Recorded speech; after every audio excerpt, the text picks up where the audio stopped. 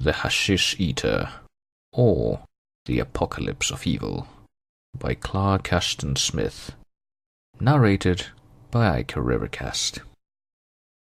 Bow down, I am the Emperor of Dreams. I crown me with the million-colored sun of secret worlds incredible, and take the trailing skies for vestment when I soar, throned on the mounting zenith, and illume the spaceward-flown horizons infinite. Like rampant monsters roaring for their glut, the fiery-crested oceans rise and rise, by jealous moons maleficently urged to follow me forever.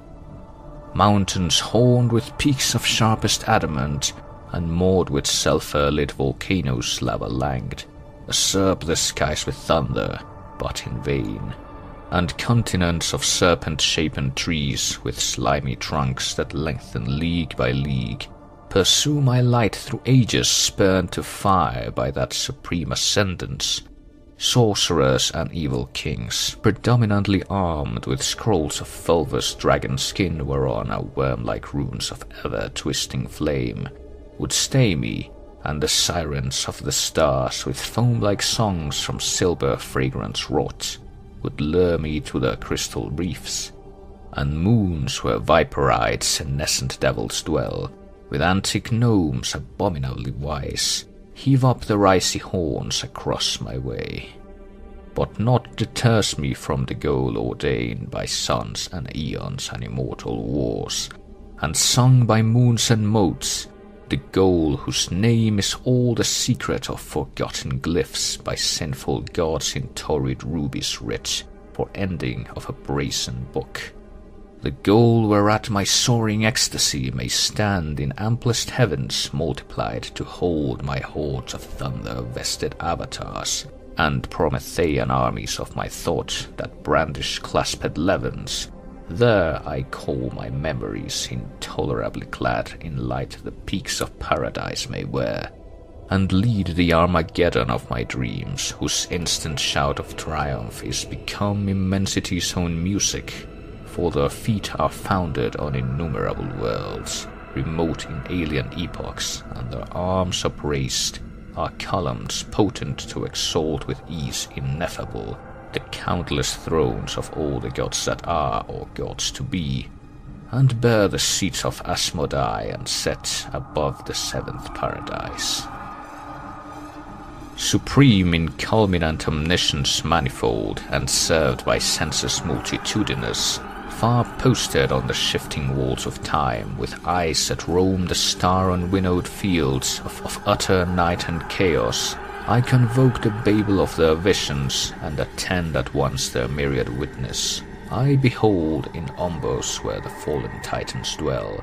with mountain-builded walls and gulfs for moat, the secret cleft that cunning dwarfs have dug beneath an Alp-like buttress. And I list too late the clam of adamantine gongs dinned by their drowsy guardians, whose feet have felled the wasp-like stings of little knives imbrued with slubber of the basilisk, or the pale juice of wounded upas. In sombred Antarean garden world I see the sacred flower with lips of purple flesh, and silver-lashed vermilion-lidded eyes of torpid azure, whom his furtive priests at moonless eve in terror seek to slay with bubbling grails of sacrificial blood that hide a hueless poison. And I read upon the tongue of a forgotten sphinx the annulling word a spiteful demon wrote in gall of slain chimeras. And I know what pentacles the lunar wizards use that once allured the gulf-returning rock, with 10 great wings of furled storm to pause midmost an alabaster mount. And there, with boulder-weighted webs of dragon's gut uplift by cranes a captive giant built, they wound the monstrous moonquake-throbbing bird, and plucked from off his saber-taloned feet Uranian sapphires vast in frozen blood, and amethysts from Mars. I lean to read with slant-lipped mages in an evil star the monstrous archives of a war that ran through wasted eons, and the prophecy of wars renewed, which shall commemorate some enmity of wyvern-headed kings, even to the brink of time. I know the blooms of bluish fungus freaked with mercury that bloat within the creators of the moon, and in one still Selenic and Phaeter, and I know what clammy blossoms blanched and cavern-grown are proffered to the gods in Uranus by mole-eyed peoples,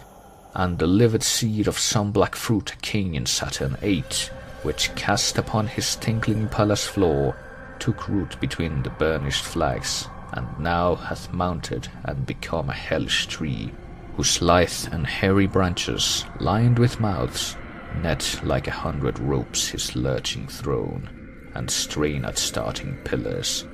I behold the slowly thronging corals that usurp some harbour of a million-masted sea, and sun them on the league-long wharves of gold, bulks of enormous crimson, kraken-limbed and kraken-headed, lifting up as crowns the octaremes of perished emperors,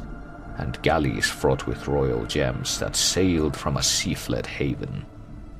Swifter and stranger grow the visions, hewn from a hill of purest cinnabar to domes and turrets like a sunrise thronged with tier on tier of captive moons, half drowned in shifting erubescence, but whose hands were sculptures of its doors and columns wrought to semblance of prodigious blooms of old. No eremite hath lingered there to say, and no man comes to learn, for long ago a prophet came warning its timid king against the plague of lichens that had crept across subverted empires, and the sand of wastes that Cyclopean mountains ward, which slow and ineluctable would come to take his fiery bastions and his fanes, and quench his domes with greenish tether.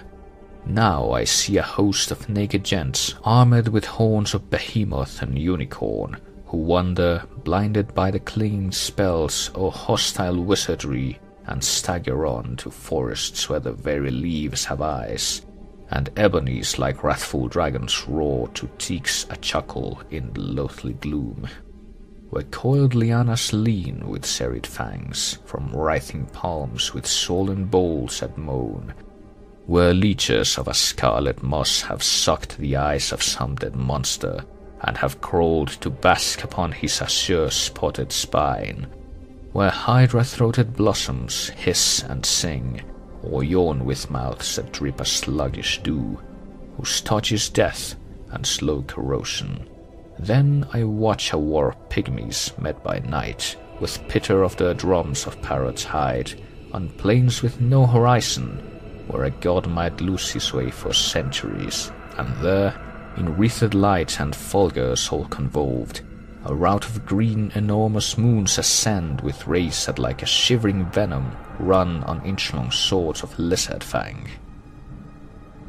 Surveyed from this my throne as from a central sun, the pageantries of worlds and cycles pass, forgotten splendors dream by dream unfold like tapestry and vanish. Violet suns or suns of changeful iridescence bring their rays about me like the colored lights, imploring priests might lift to glorify the face of some averted god. The songs of mystic poets in a purple world ascend to me in music that is made from unconceived perfumes, and the pulse of love ineffable. The lute players, whose lutes are strung with gold of the utmost moon, call forth delicious languors, never known save to their golden kings. The sorcerers of hooded stars inscrutable to God surrender me their demon-wrested scrolls, inscribed with lore of monstrous alchemies and awful transformations. If I will, I am at once the vision and the seer, and mingle with my ever-streaming pomps, and still abide their suzerain. I am the neophyte who serves a nameless god, within whose fane the fanes of Hecatompylus were arcs the Titan worshippers might bear,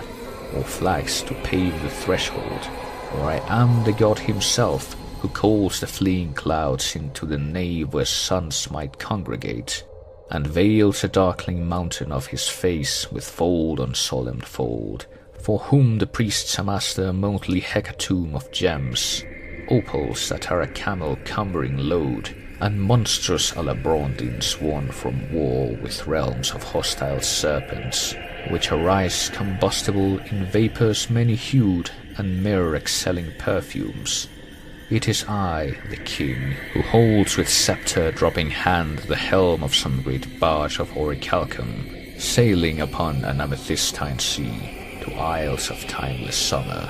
For the snows of Hyperborean winter and their winds sleep in his jewel-builded capital, nor any charm of flame-wrought wizardry, nor conjured sons may rout them. So he fees with captive kings to urge his serried oars, hopeful of dales where amaranthine dawn hath never left the faintly sighing lote and lisping moly.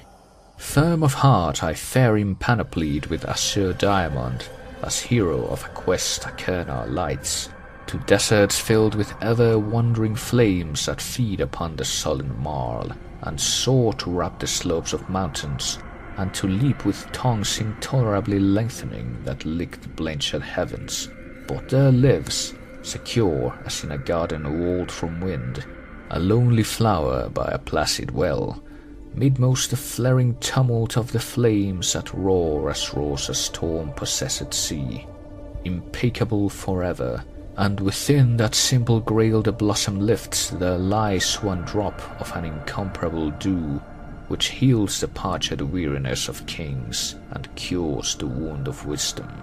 I am page to an emperor who reigns 10,000 years, and through his labyrinthine palace rooms, through courts and colonnades and balconies wherein immensity itself is mazed, I seek the golden gorget he hath lost,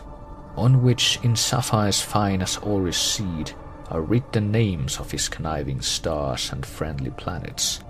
Roaming thus, I hear, like demon tears incessant, through dark ages, the drip of sullen clepsydra, and once in every lustrum hear the brazen clocks innumerably clang with such a sound as brazen hammers make, by devils dinned on tombs of all the dead.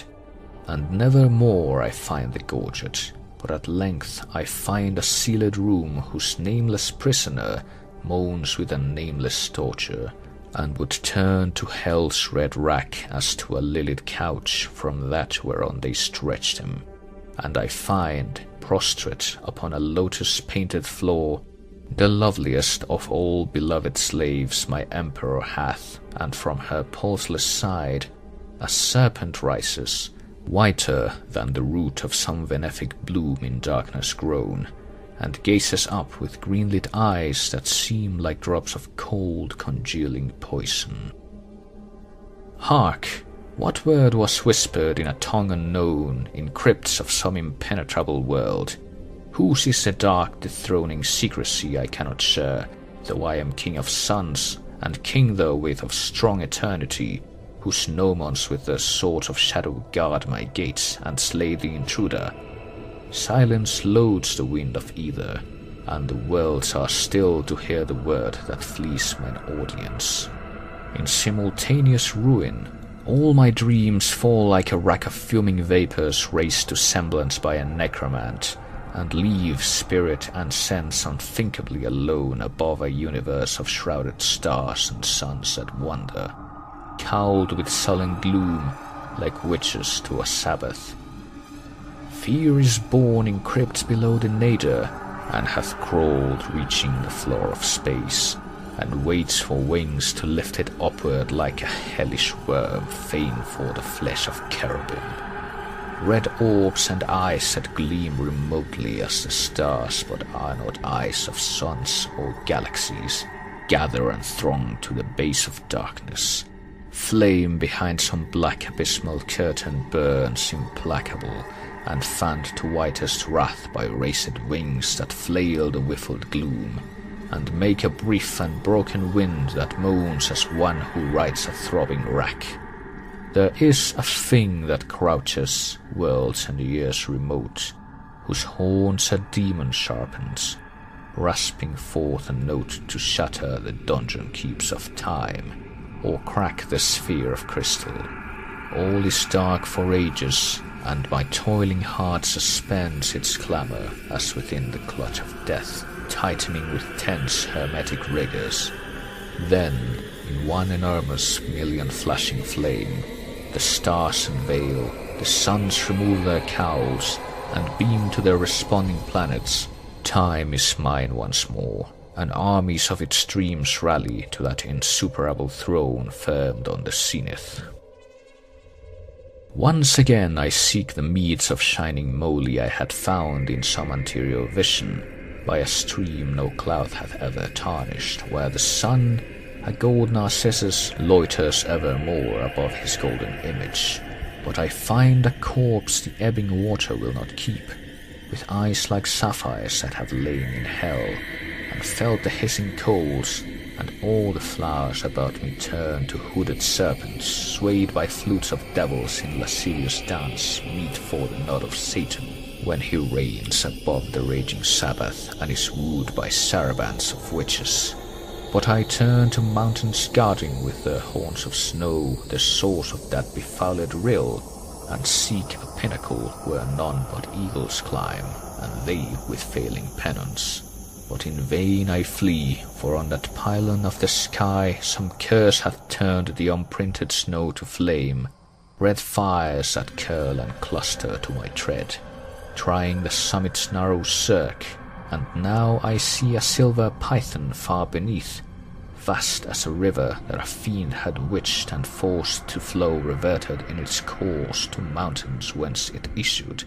Rapidly it winds from slope to crumbling slope, and fills ravine and chasmal gorges, till the crags totter with coil on coil incumbent. Soon it hath entwined the pinnacle I keep, and gapes with a fanged unfathomable maw, wherein great Typhon and Enceladus were aughts of daily glut. But I am gone, for at my call a hippogriff hath come,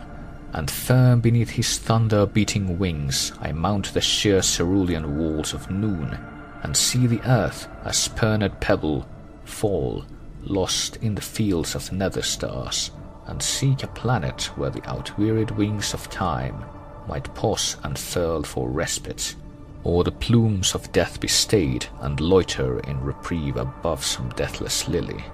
For therein beauty hath found an avatar of flowers, blossoms that clothe it as a coloured flame, from peak to peak, from pole to sullen pole, and turn the skies to perfume. There I find a lonely castle, calm and unbeset save by the purple spears of amaranth, and leafing iris tended sordid, walls of flushed marble, wonderful with rose, and domes like golden bubbles, and minarets that take the clouds as coronal. These are mine, for voiceless looms the peaceful barbican,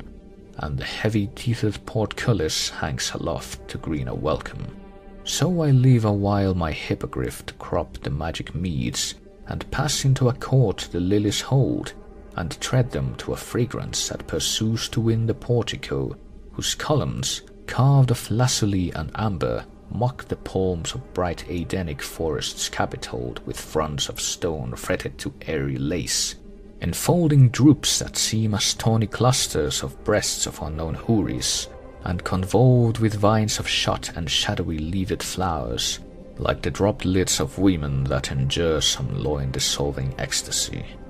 Through doors inlaid with lilies twined luxuriously, I enter, dazed and blinded with the sun, and hear in gloom that changing colours cloud, a chuckle sharp as crepitating ice, upheaved and cloven by shoulders of the damned who strive in Antenora. When my eyes undazzle and the cloud of colour fades, I find me in a monster-guarded room, where marble apes with wings of griffins crowd on walls and evil sculpture wrought, and beasts wherein the sloth and vampire bat unite, pendulous by their toes of tarnished bronze,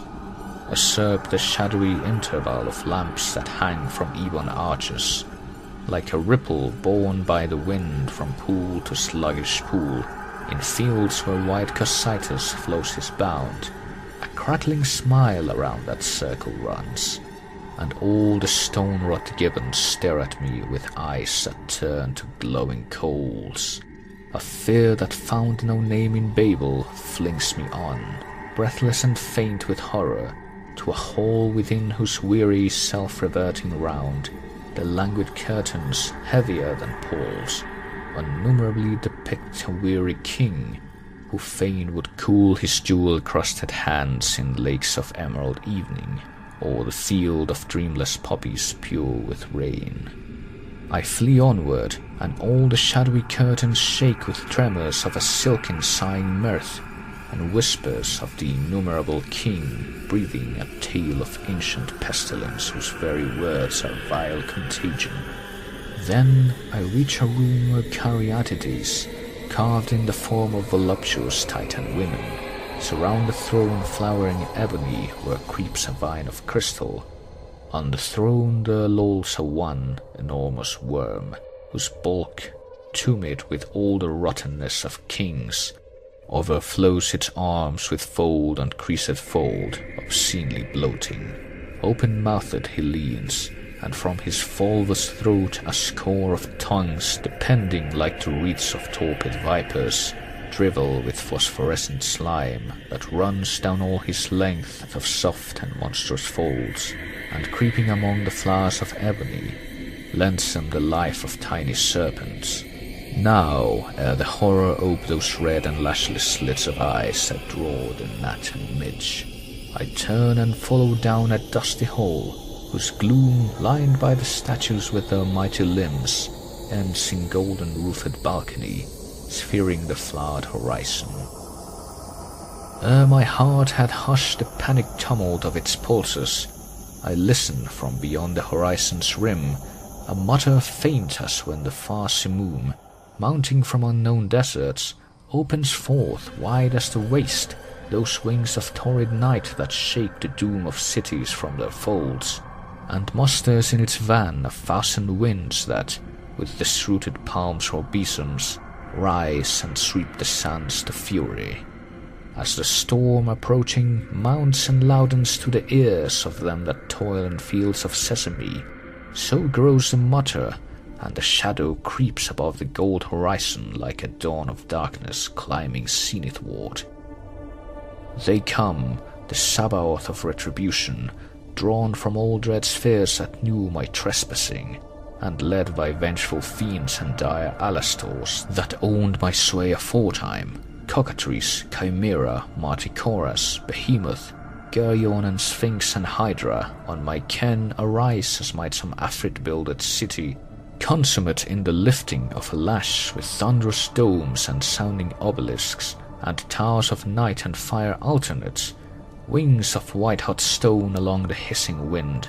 bear up the huge and furnace-hearted beasts of hells beyond Rutilicus, and things whose lightless length would meet the gyre of moons, born from the caverns of a dying sun, uncoiled to the very zenith, half disclosed from gulfs below the horizon. Octopi, like blazing moons with countless arms of fire, climb from the seas of ever-surging flame that roll and roar through planets unconsumed, beating on coasts of unknown metals. Beasts that range the mighty worlds of Alioth rise, afforesting the heavens with multitudinous horns, amid whose maze the winds are lost, and borne on cliff-like brows of plunging scolopendrous. The shell-wrought towers of ocean witches loom, and griffin-mounted gods and demons throned on sable dragons, and the cocodrills that bear the spleenful pygmies on their backs, and blue-faced wizards from the worlds of Scythe, on whom titanic scorpions fawn, and armies that move with fronts reverted from the foe, and strike athwart their shoulders at the shapes the shields reflect in crystal, and idola fashioned within unfathomable caves by hands of eyeless peoples, and the blind worm-shapen monsters of a songless world, with krakens from the ultimate abyss, and demogorgons of the outer dark, a rising shout with dire multitudinous clamours, and threatening me with dooms ineffable, in words whereat the heavens sleep to flame, advance upon the enchanted palace. Falling for league on league before, their shadows light and eat like fire the amaranthine meads, leaving an ashen desert. In the palace I hear the apes of marble shriek and howl, and all the women-shapen columns moan, babbling with terror. In my tenfold fear, a monstrous dread, unnamed in any hall, I rise and flee with the fleeing wind for wings, and in a trice the wizard palace reefs, and spring to a single tower of flame, goes out, and leaves nor shard nor ember. Flown beyond the world upon that fleeing wind, I reach the gulf's irrespirable verge, where fads the strongest storm for breath, and fall supportless through the nadir plunged gloom, beyond the scope and vision of the sun, to other skies and systems. In a world deep-wooded with the multicolored fungi that soar to semblance of fantastic palms, I fall as falls a meteor stone, and break a score of trunks to atom powder. Unharmed I rise, and through the illimitable woods, among the trees of flimsy opal, roam, and see their tops that clamber, hour by hour, to touch the sounds of iris, things unseen, whose charnel breath informs the tideless air with spreading pools of fetor, follow me, elusive past the ever-changing palms. And pittering moths with wide and ashen wings flit on before, and insects amber-hued descending hurtle through the gorgeous gloom, and quench themselves in crumbling thickets. Heard far off, the gong-like roar of beasts unknown resounds at measured intervals of time, shaking the riper trees to dust that falls in clouds of acrid perfume, stifling me beneath an irised pall.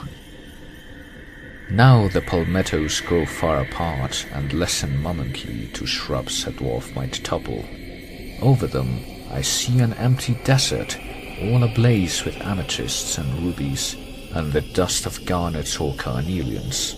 On I roam, treading the gorgeous grit that dazzles me with leaping waves of endless rutulence, whereby the air is turned to a crimson gloom through which I wander, blind as any kobold, till underfoot the grinding sands give place to stone or metal, with a massive ring more welcome to mine ears than golden bells or tinkle of silver fountains. When the gloom of crimson lifts, I stand upon the edge of a broad black plain of adamant that reaches, level as windless water, to the verge of all the world, and through the sable plain 100 streams of shattered marble run, and streams of broken steel, and streams of bronze, like to the ruin of all the wars of time, to plunge with clangor of timeless cataracts adown the gulfs eternal.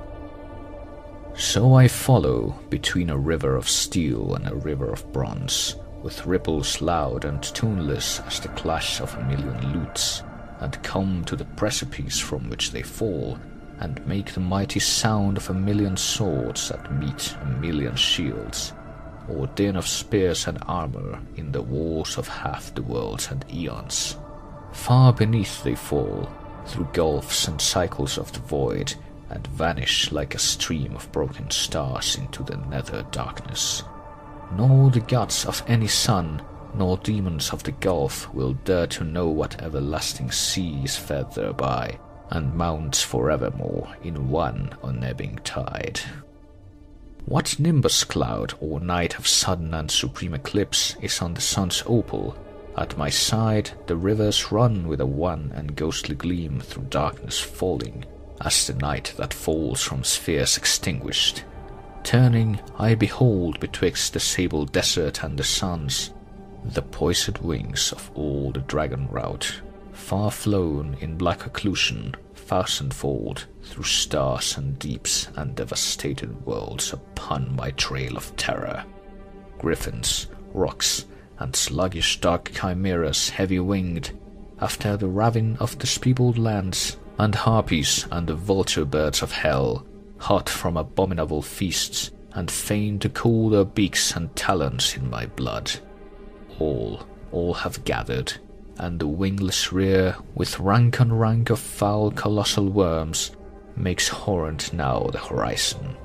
From the one I hear the shriek of withers, loud and shrill as tempests in a broken fane, and roar of sphinxes like relentless toll of bells from towers infernal.